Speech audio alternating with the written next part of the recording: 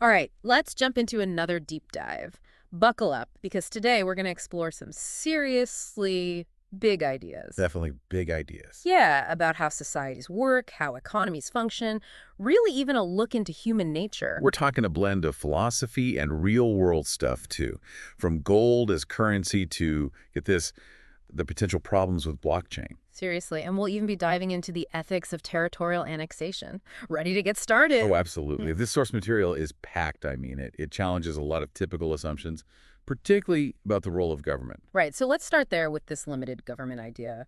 The article really pushes minimizing the government's role, like way down to just three core functions. Exactly. The author thinks the government should basically be about protecting citizens from threats, like a military would from outside, Uh-huh.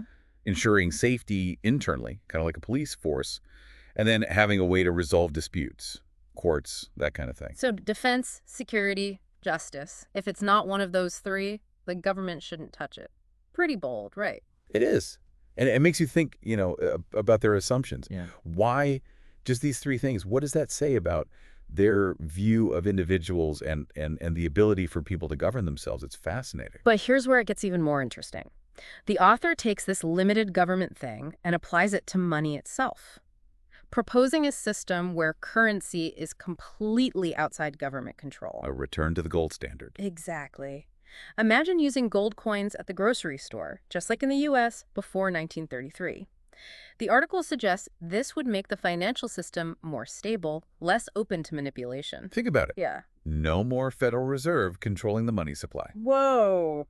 Big change. How would that even work practically? Who would make all those coins? Well, the article suggests trusted groups, maybe a mix of government and private, could handle that, Okay. like a guarantee of the gold's purity and weight. Hmm. But here's the catch. They want a 100% reserve banking system along with it. Wait, 100% reserve, what's that mean exactly? Think of it this way. Banks become like a safe place for your money. Like, you give them your money, they give you a receipt, and they can't lend out your money while you have that receipt. Oh, So okay. they could offer what's called demand deposits, where they keep your money safe and help you transfer it, or time deposits where you lend it for a specific time.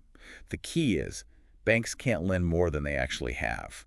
So no more of this fractional reserve thing where they lend out like way more than they have. Right, that's what we have now. The author sees that as like a house of cards, an inverse pyramid built on debt. Yeah. A 100% reserve backed by gold's value would be much more stable, they say. That's a huge shift from how things work today. Would people even go for that? I mean, we're so used to digital stuff, credit cards, all of that. Could we really go back to gold in the 21st century? Great question. How practical it is. Doing that in today's world, that's definitely up for debate. There'd be a massive change in how we think and in our infrastructure. But that's what's so cool about this deep dive. It makes you think about assumptions and see what other possibilities could be out there. Speaking of assumptions, get ready for this. The article takes, a pretty cynical look at politics, suggesting that it attracts a specific kind of person. Yeah, you could say that. They don't hold back on how they describe people drawn to power, basically saying they're the type who want to control others. Now, we don't want to get into labeling people, but there's something to the idea that power can corrupt. Oh, absolutely. No matter your ideology or how good your intentions, if you have a system that concentrates power, you get the potential for abuse. Even good people can be tempted, especially without checks and balances. And sadly, history is full of examples of that happening no matter what the political system is. So, what's the author's fix? You guessed it, limited government. Right. They argue reduce the size of government, you reduce the chance for abuse, shrink the playing field so it's harder for people to grab power and use it for themselves. And they take this, well, to kind of an extreme. Wait for it, privatizing everything. Everything. Military, police, courts. The author thinks even those could be handled privately. It sounds radical, but it's not entirely new. They actually point to this book, The Market for Liberty, as inspiration. It argues for free market solutions for almost every societal need. So instead of the state, you'd have private companies competing to provide these basic services. I can see potential for efficiency, maybe even some cool innovations, but also a lot that could go wrong. How do you ensure accountability, avoid monopolies? Really good points, and ones the author doesn't fully address. It brings up tons of questions about regulation, oversight, conflicts of interest, but that's what makes this deep dive so interesting. It's not about giving you easy answers. It's about making you think critically about how things work. Okay, we've talked about limited government, what it does, and how it controls money. But now let's shift to history. The author tackles this idea of historical cycles, and their take is, well, it's pretty unique. They don't buy into this whole golden ages and decline thing, Right. or that there are these like repeating cycles of amazing people or civilizations. They even compare it to those Hindu Yuga cycles, those vast cosmic time cycles that supposedly control civilizations rising and falling. And they're not having any of it, right? They're advocating for a more, evidence-based look at history. Exactly. Think about it. Modern humans, we've been around for what, 300,000 years? And there's no scientific proof of these grand cycle patterns. They argue that progress has been mostly linear, especially since the Industrial Revolution. Now, they do say certain civilizations have had their own cycles, like think of the Sumerians, Egyptians, Romans, but they make a distinction between that and those big cosmic cycles. Yeah, they say those civilizations, they rose and fell because of specific things that happened. Internal factors, not some cosmic schedule. Yeah. It's a more nuanced view, right? Mm. Recognizing patterns in specific times, but no big rise and fall narrative for humanity as a whole. And this view of history actually sets us up perfectly for our next topic, territorial annexation. Mm. This is where things get a little controversial. The author uses Greenland, Gaza, and Taiwan as examples. They start by asking this provocative question: should the U.S. annex places like Greenland or Gaza? And then comparing that to China's interest in Taiwan.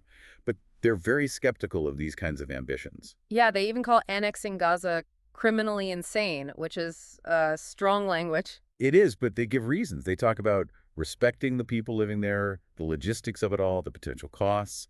They argue that with Gaza, it'd be a huge expense, disrespectful to Gazans, and wouldn't even work. And what about Greenland? What do they say about that? They bring up ownership complexities, even mentioning tribal land rights. They also point out there's no strategic reason for the U.S. to do it.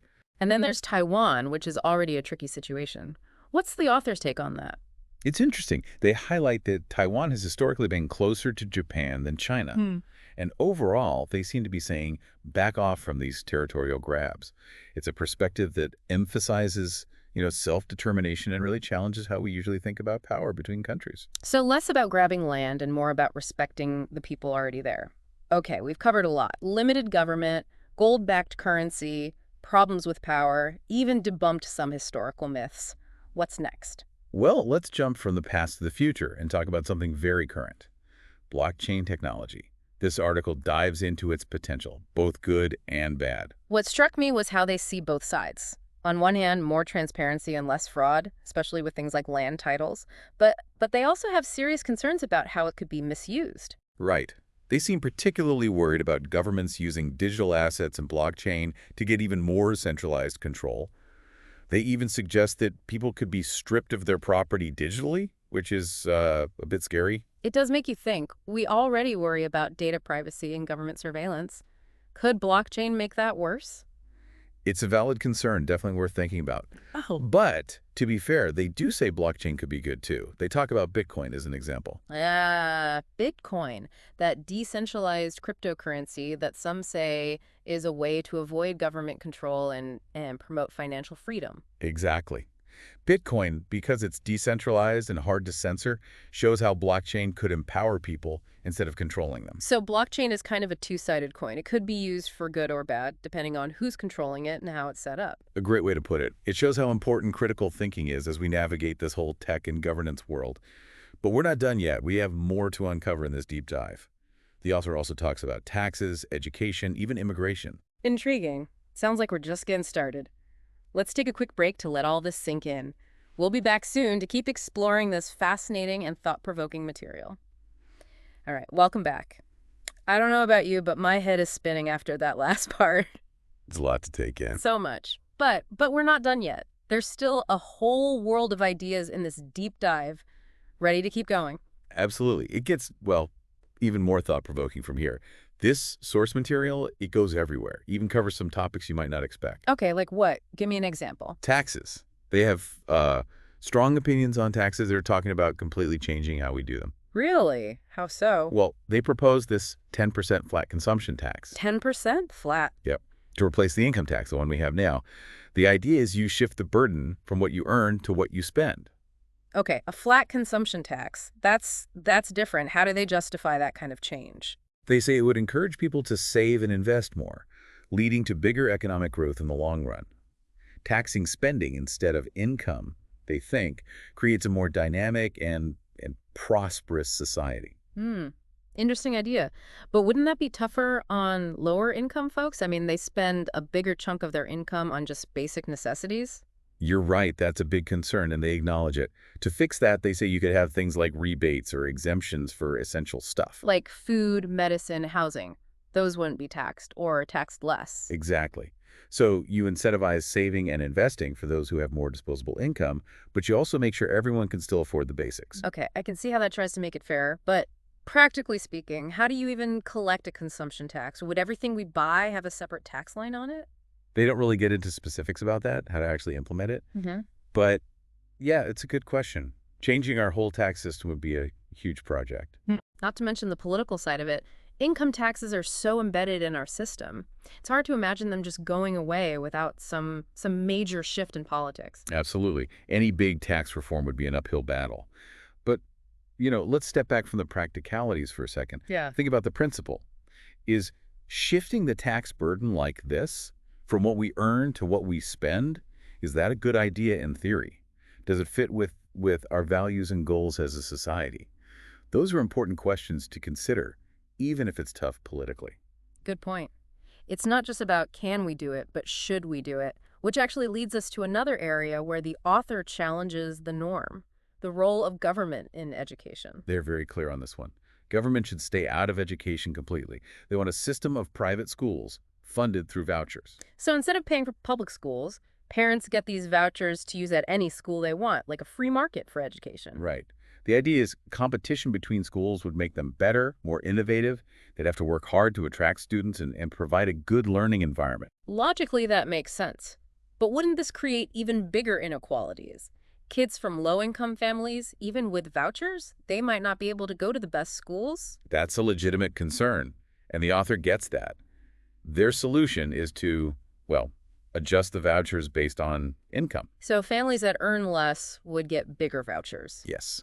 The idea is to make sure all kids have a shot at good education, no matter how much money their family has. That sounds good in theory, but I wonder if it would just lead to more segregation in schools.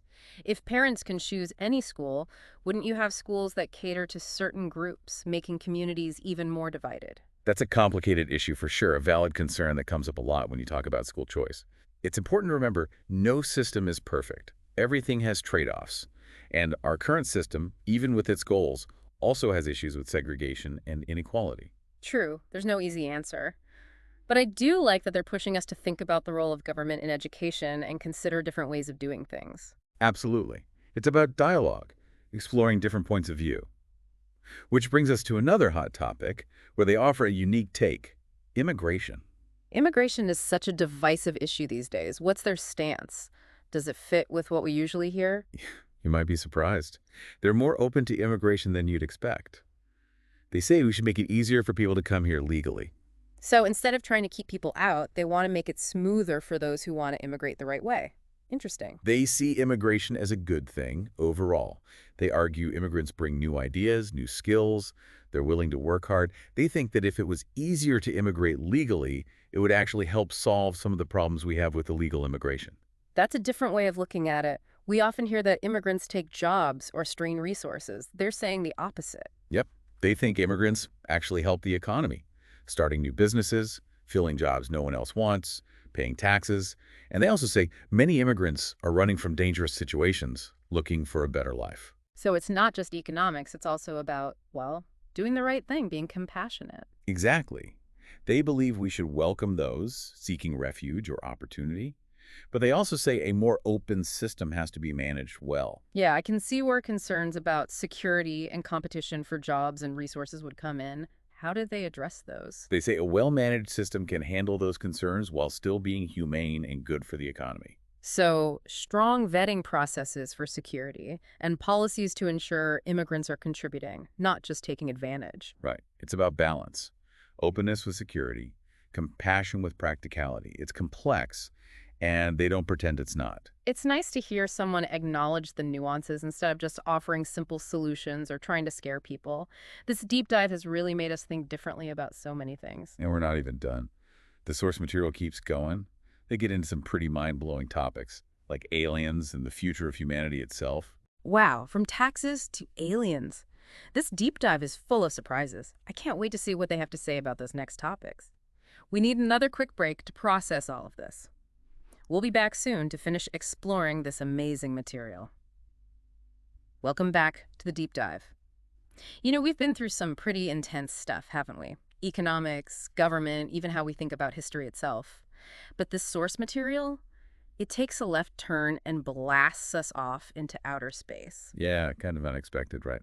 But it's a really cool exploration. The author tackles this question of extraterrestrial life, aliens, but in a way that's surprisingly grounded.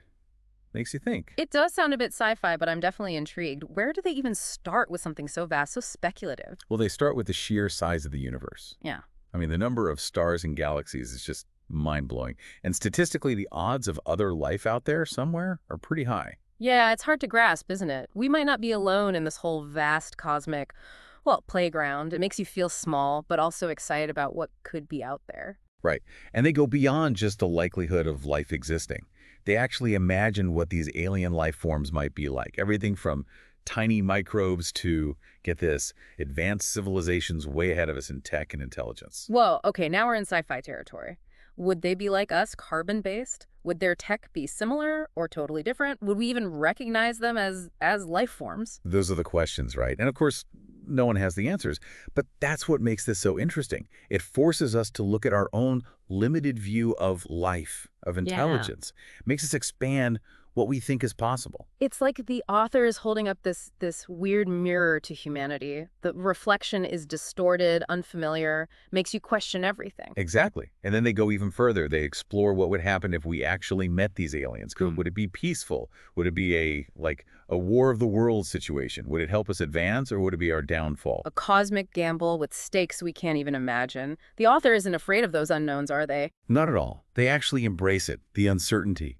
They say even if we never meet another intelligent species, just thinking about the possibility can change us. It broadens our horizons, changes how we see our place in the universe, even the nature of reality itself. It's humbling, but also pretty inspiring. Reminds us of that human drive to explore, the power of curiosity, the limitless potential of our minds. And speaking of our minds and their potential, that brings us to our last stop, the future of humanity. This is where things get really philosophical. They explore what forces are shaping our future and the choices we have. Okay, lay it on me. What kind of future do they see for us? They talk about a future driven by technology that's changing rapidly, globalization, and a growing sense that we're all connected. They say humanity is at a crossroads with both amazing opportunities and, existential threats. So no sugarcoating. We're living in a time of huge change and uncertainty. Climate change, resources running out, artificial intelligence. Does the author offer any solutions to these big, complex problems? They don't claim to have all the answers, but they give us a way to think about these challenges. They stress critical thinking, being able to adapt, being open to change. And they remind us that humans are ingenious, we collaborate, we have this spirit that's driven progress throughout history. It's hopeful, but also cautious, right?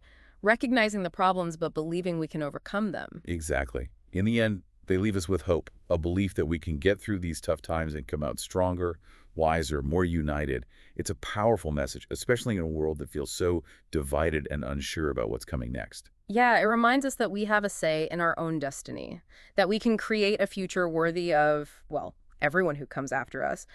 And on that note, we've reached the end of our deep dive. We've covered so much, from practical stuff to the truly cosmic. It's been quite a journey exploring all these ideas. We've challenged our own thinking, broadened our perspectives, and hopefully, sparked some curiosity in you too. We really hope you enjoyed it. Keep exploring these ideas, keep asking those questions, keep diving deep into whatever fascinates you. Because as we've seen today, the more we learn, the more we realize how much there is still left to discover.